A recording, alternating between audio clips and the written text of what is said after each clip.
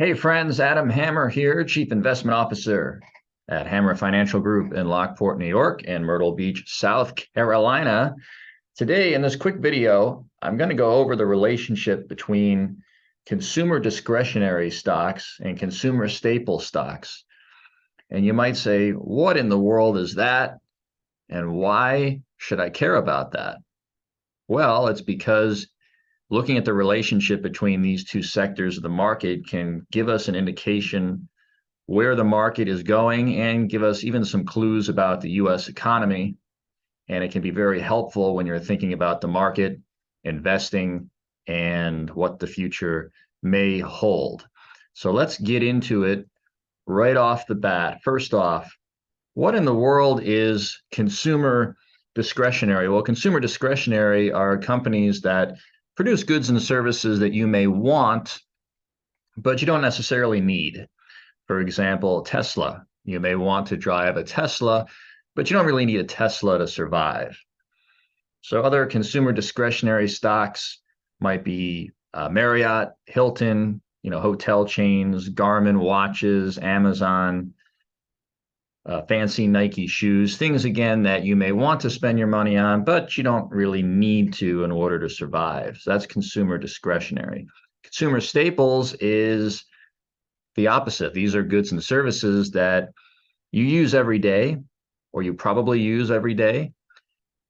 For example, consumer staple, example of a stock would be Colgate toothpaste, right? I hope you're all brushing your teeth every day. Costco wholesale, Procter and Gamble, Pepsi, Walmart, Target. Again, stocks and companies that people use their goods and services on a regular, often daily basis. Now, in terms of the stock market, consumer discretionary stocks are considered to be aggressive. They're considered to be more growth oriented. So when the market is kind of in a bull market phase and things are trending higher, consumer discretionary stocks do very well. On the other hand, if we see consumer staples doing really well, then that means that the market's more in defensive mode. It's considered more conservative.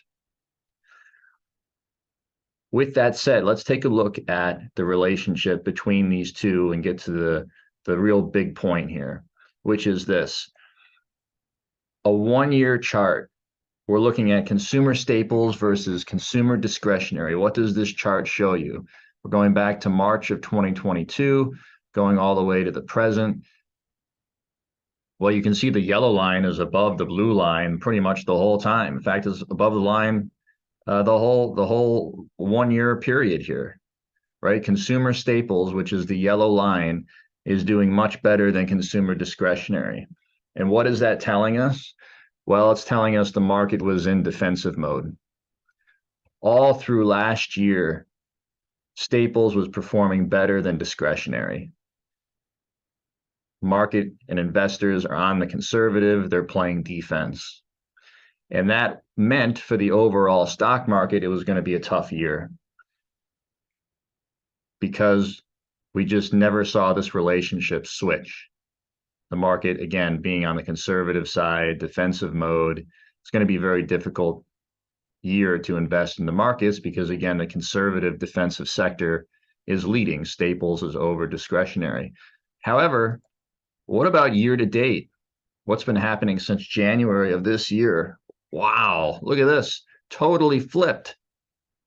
The blue line, consumer discretionary, is well above the yellow line, which is consumer staples. What does that mean? It means the market's in a risk-on mode. Consumer discretionary is a more aggressive sector. And clearly investors, the market overall is basically saying, hey, we believe that maybe the US economy is better than what the TV says. We think that people are going to be buying goods and services from consumer discretionary stocks, and it's risk-on mode. We're willing to be more aggressive here. That would be very good for the market overall if this trend holds. If we see this continue for the rest of 2023, chances are we're going to have a very good year overall. So again, to summarize, we're taking a look at these two sectors, discretionary versus staples, discretionary more aggressive, staples more conservative. And if we see this in which market and money is rotating into discretionary, probably a very good sign for the market in 2023.